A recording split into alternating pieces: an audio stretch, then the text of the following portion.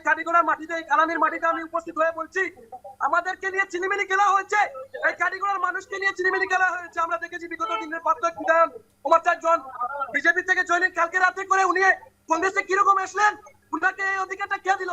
এটার লাগে আমরা তীর্থ নিন্দা ধিক্কার জানাই। কেন আমরা তো এটা কম করেছি?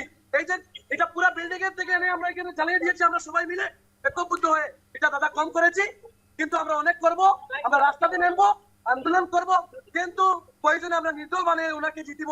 উনি কাটিগড়ার মায়ের সন্তান, লোকেলের মায়ের সন্তান, রাজস্থানের মায়ের সন্তানকে আমরা পূজা, এটা আমি আপনার লাইভ গুলিতে বলে ফেললাম।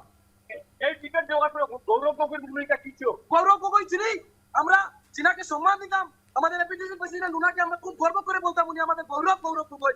কিন্তু উনি আমাদের সঙ্গে নিশ্চয় টাকার বিনিময়ে উনি বিক্রি করছেন, না হলে আমাদের এই মেলার করে, আমাদের বারণী মেলার ময়দানে এসে বলে দিয়েছিলেন যে আমরা যেটা বলবো সার্ভে রিপোর্ট এটাতে দিব। আমাদের কাটিগড়ার মানুষের সঙ্গে কাছারি করা হয়েছে, এটা আমরা বিনা স্বার্থ হয় আমরা কাজ করে আমরা পাচ্ছি না, এর জন্য দুঃখিত। গৌরব গগৈ থেকে আমরা জিন্দাবাদ দিব না মুর্দাবাদ দিব।